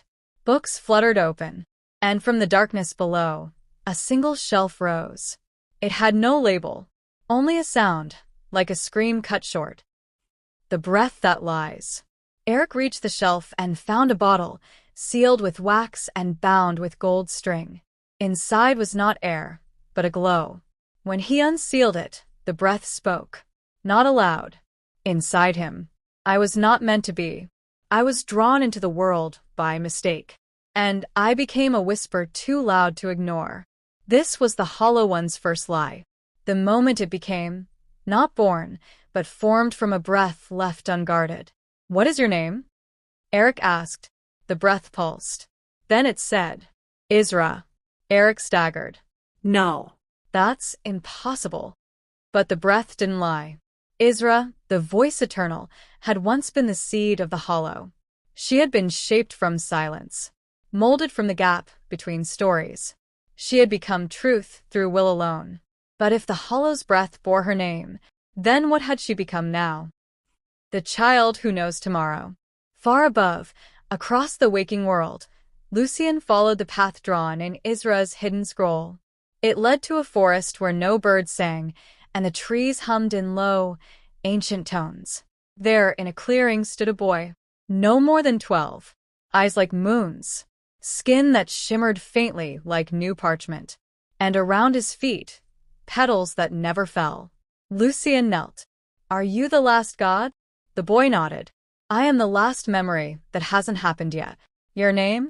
Lucian whispered. The boy smiled faintly. Isra gave it to me.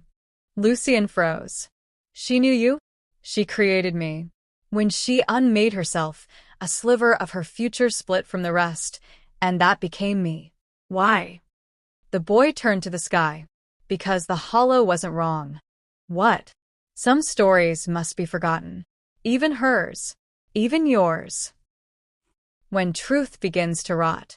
Back in the Library of Breaths, Eric sealed the bottle again. But something had changed. The library groaned. Shelves collapsed inward. A wind filled with screams rose from the depths. And then a voice spoke.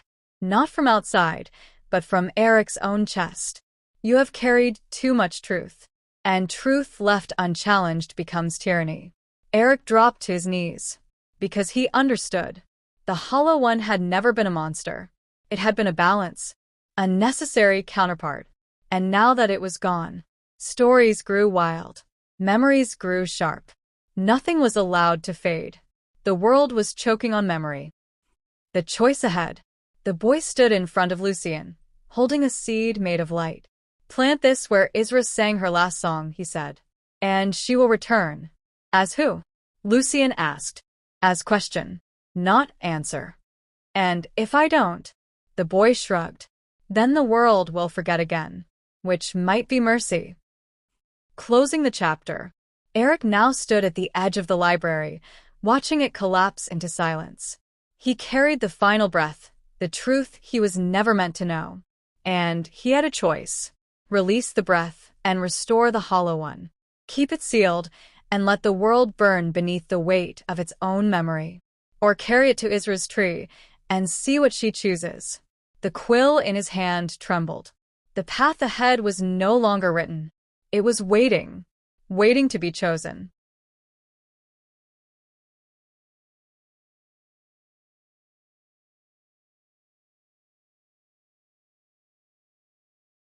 The gods never chose us. We chose ourselves and made gods from the echoes. The path to the singing tree. Eric stood once more in the world of the living. How he returned, he could not say. One moment he had been in the Library of Breaths, holding the final eye. The next, he was walking across frost-covered grass beneath an amber sky, the air trembling with songs too ancient to hear with ears alone. Ahead stood the singing tree, where Isra had ended her mortal song. Its branches no longer bloomed. Its leaves, once glowing with runelight, had turned gray.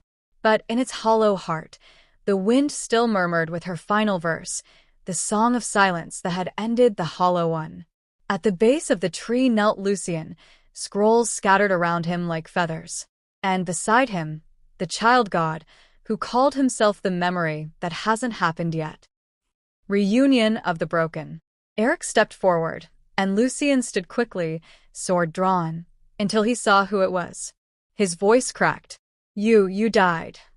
Eric's voice was hoarse. I did. Then how? I remembered. That silenced Lucien more than death could have. The boy god said nothing. He only held out a seed made of story, flickering with shifting glyphs. The final choice, the child whispered. Yours, Eric. 3 fates, 1 tree. The singing tree would accept only one truth. 3 paths waited. 1. Return the final breath to the earth. Rebirth the hollow one. Not as a god of destruction, but as a balancer.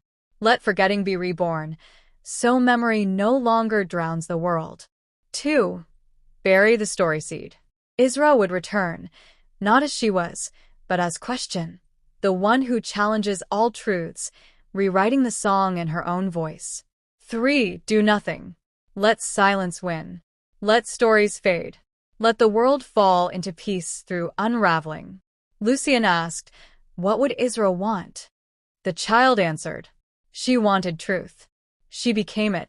But now, even she would ask, was that right? The fire beneath the tree. Eric pressed the final breath to the singing tree's bark. It hissed like iron in snow. Visions struck him. Isra's birth, where the stars blinked open for the first time. Her first song, a lullaby taught to her by a ghost of a woman who never existed. Her last breath, given freely, yet unknowingly creating the child god who now watched in silence. And then, a voice. Not from the past. Not from above. From within. You were never meant to choose for me, Father. Eric fell to his knees. Isra? Not quite, but close enough to speak now. The seed burned in his hand. I am no longer voice. I am not hollow. I am something new. But I need one more choice from you. Anything. Forget me. To let go of the flame. Lucien stepped forward. no. She can't mean that. But the child god only nodded. To become what she needs to become, the world must forget what she was. Eric trembled. He had fought through death, silence, and shadow to hold her memory. To let it go would be to die again truly. But he saw the singing tree shimmer. The leaves cracked, and beneath the bark, light poured. If you forget, the child whispered, she becomes the weaver, a being who creates new truths, not binds to old ones. And if I remember, she remains locked in your memory, beautiful, powerful, but trapped. The breath is released. Eric kissed the seed once, then placed it beneath the singing tree. He did not weep. He simply whispered, your name is yours now, not mine. And with that, he let go. The seed melted. The singing tree burst into gold fire, rising into a pillar of flame and wind. And from it rose a figure, neither woman nor voice, neither god nor ghost. She had no face, only a cloak of thread, hands of fire, and eyes like blank parchment. The world shivered, because a new story had just been born. And no one, not Eric, not Lucien, not even the child god, knew what it would become. The weaver awakens. She stepped forward. Not Isra, not hollow, just weaver. She looked at Eric. He no longer remembered her, but he smiled anyway, because even when memory fades, love echoes. Before the gods, there was silence. Before silence, there was choice.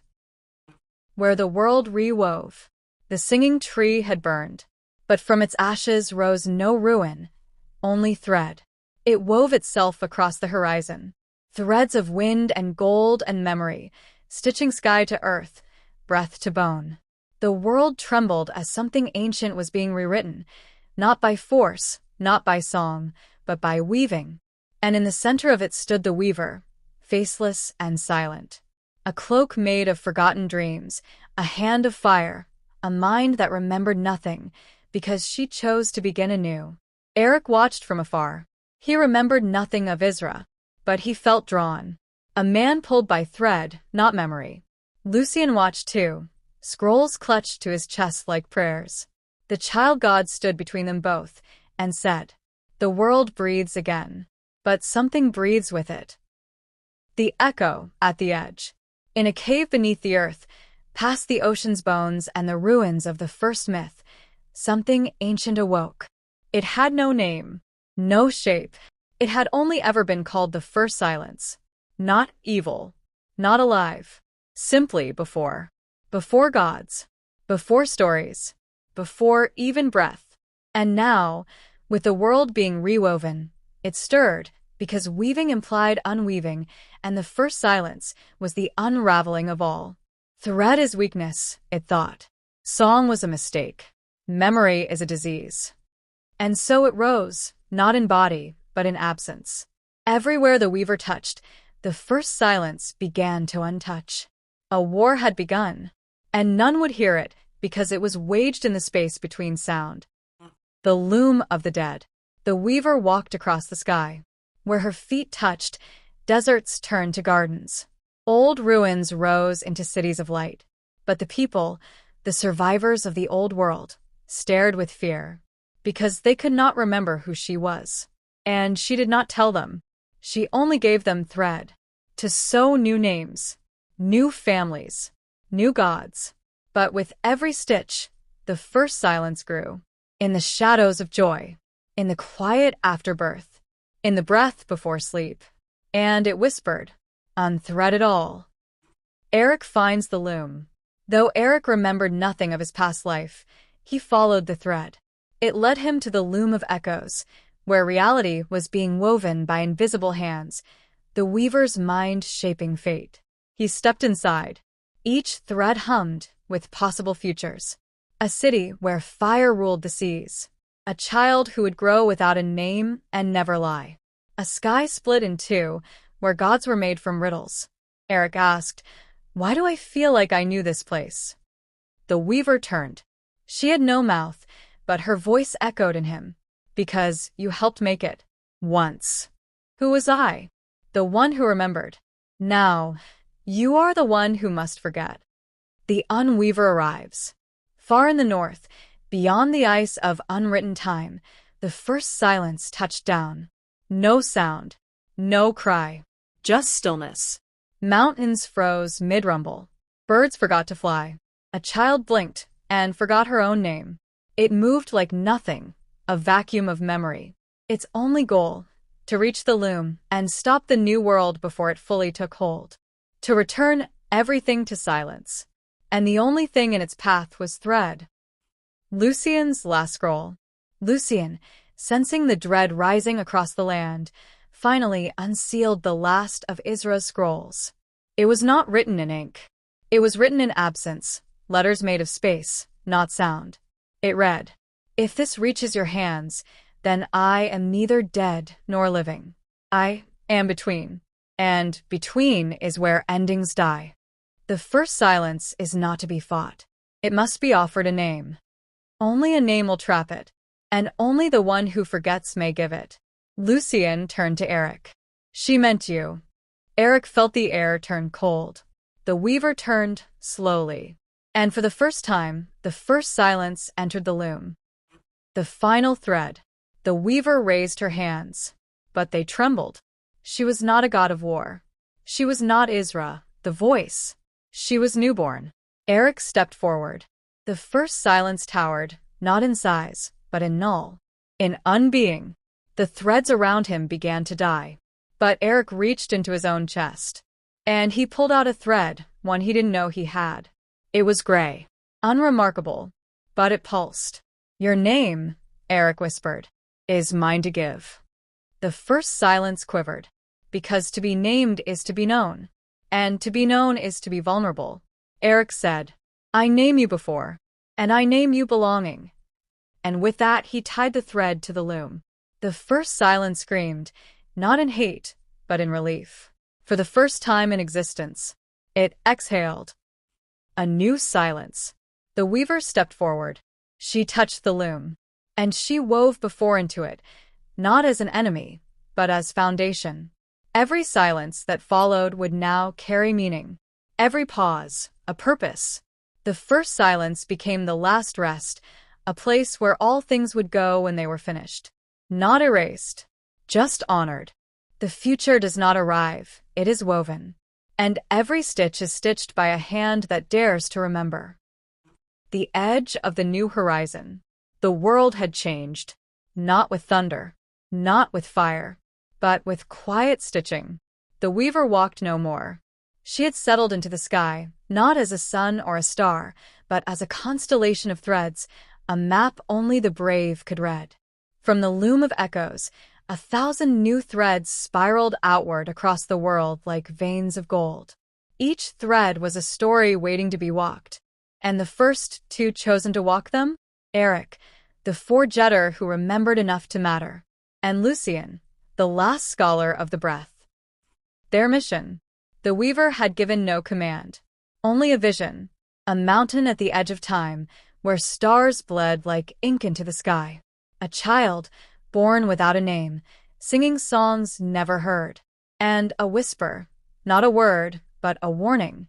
So they walked, across forests with trees that wrote poems on their bark, across rivers that whispered memories to those who dared drink, through a village where the people had no mouths but spoke with their eyes. Everywhere they passed, the world grew newer, but something followed them, remnants. Shadows of gods who had once ruled before Isra's song. Bitter things made not of flesh, but of reverence never returned. They could not touch the thread, but they could haunt it. The cave of cracked names. They reached it on the 7th day. A cave so deep the sky forgot how to look inside. Etched at the entrance were words neither of them recognized, though Lucien knew 1,000 tongues. He whispered, "This is not a name." Eric frowned. "Then what is it?" A wound.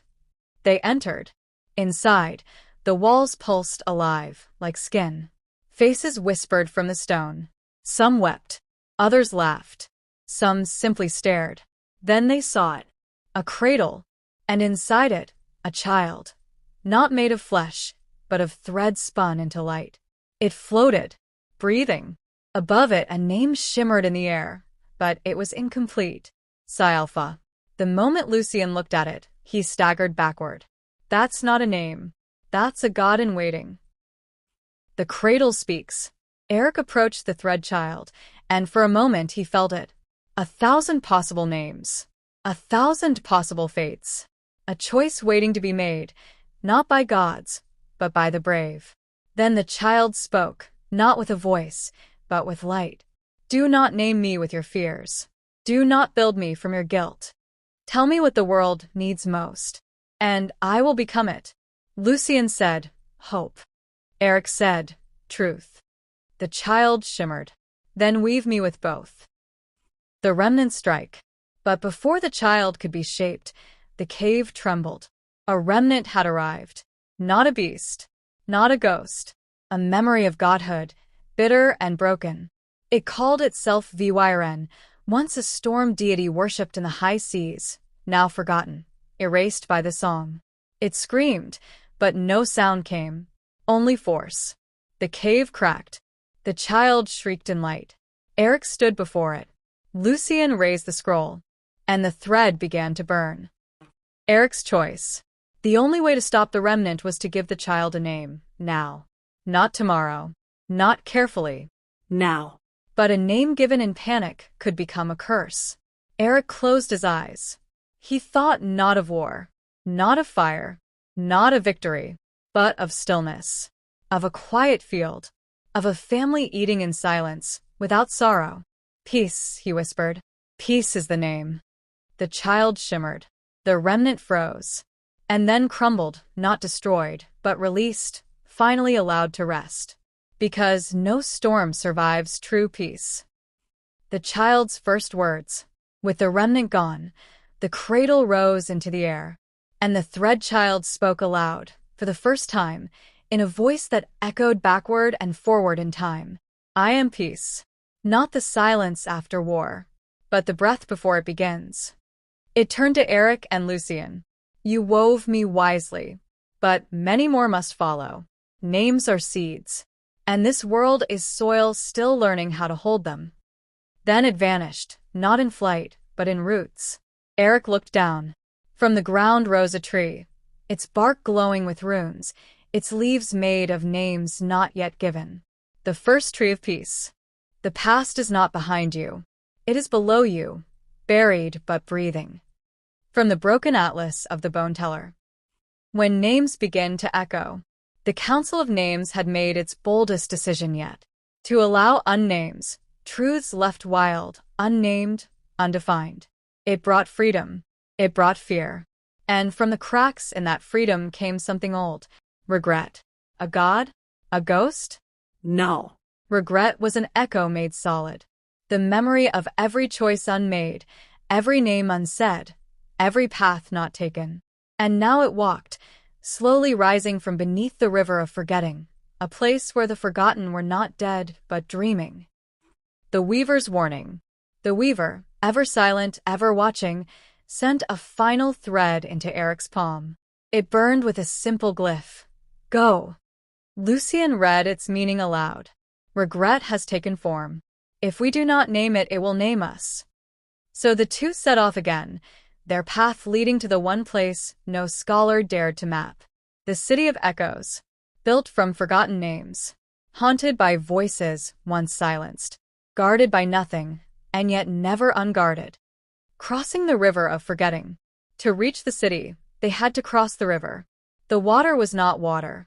It was memory in liquid form. Each drop shimmered with a name, a sound, a broken story. To step in, it was to lose something, anything.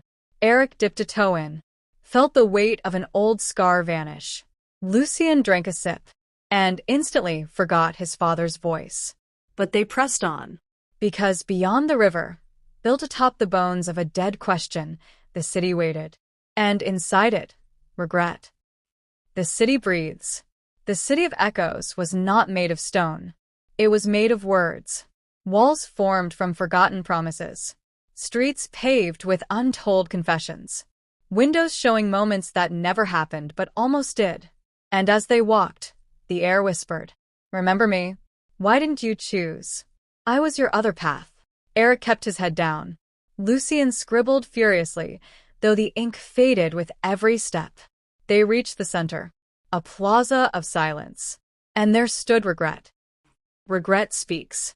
It had no face, only a shifting surface that showed Eric's own face back to him, twisted by every choice he'd ever denied. It spoke in his voice. You killed Isra. You left behind your village.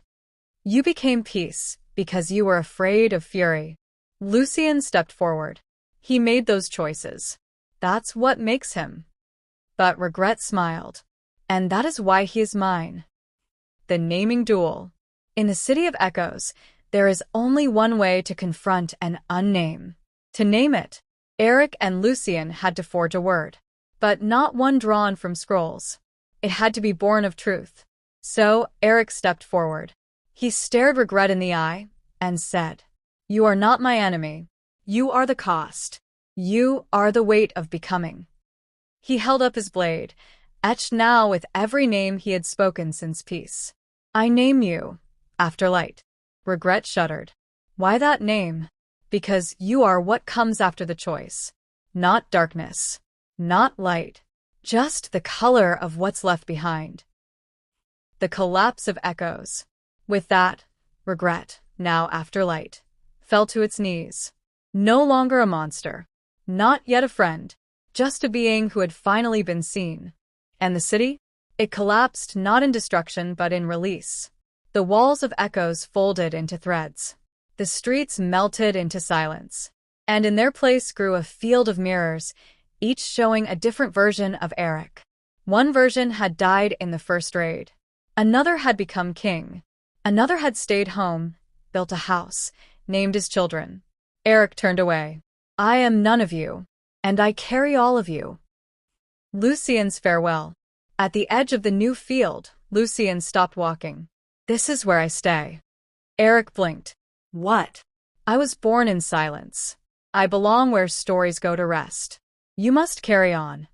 He handed Eric a scroll, blank. Fill it with what comes next. They embraced, and then Eric walked alone. The loom trembles. Far above, in the sky thread where the weaver waited, something shifted. Not broken, but straining.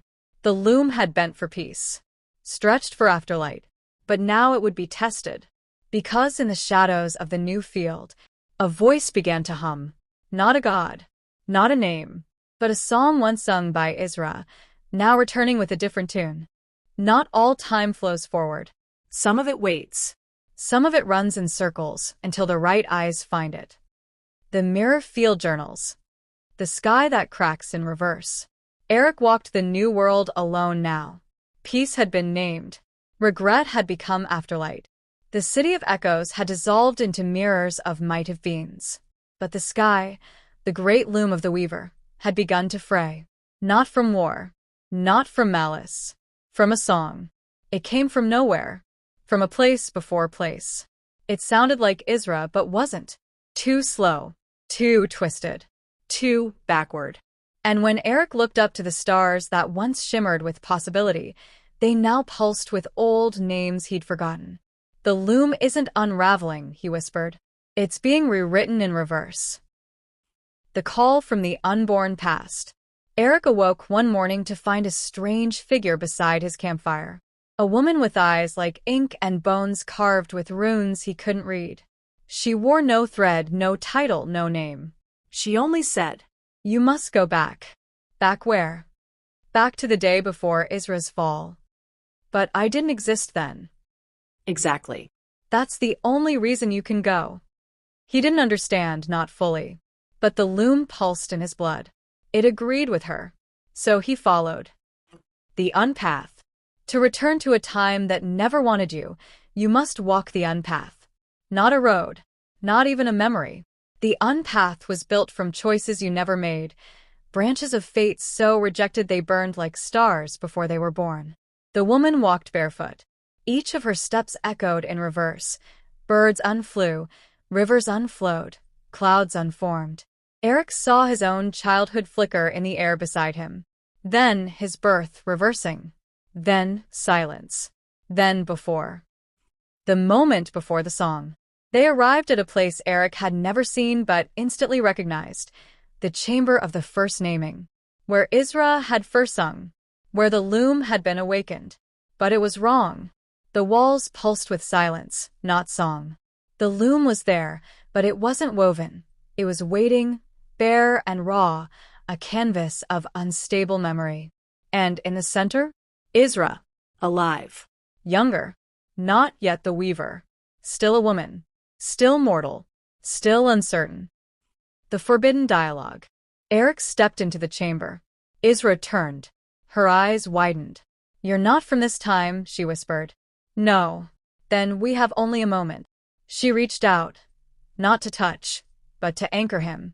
The air began to hum. He could feel the loom stirring. "You mustn't sing the song yet," he said. "Why?" "Because something survives it. Something wrong." "I know. Then why do it?" She smiled. "Because we needed to become more than gods. Because I couldn't keep the world small. Because stories deserve freedom." Eric fell to his knees. But the freedom tore the thread. "Only because we haven't named what comes before." The name of before. She held his hand. Together, they stared at the unwoven loom, a galaxy of possible fates, pulsing like unborn stars. "Let us name it," she said. "Not the beginning. Not the end. But what lies beneath all stories." Eric nodded. They spoke in unison. Origin. The loom screamed, not in pain but in release. All the fraying stopped.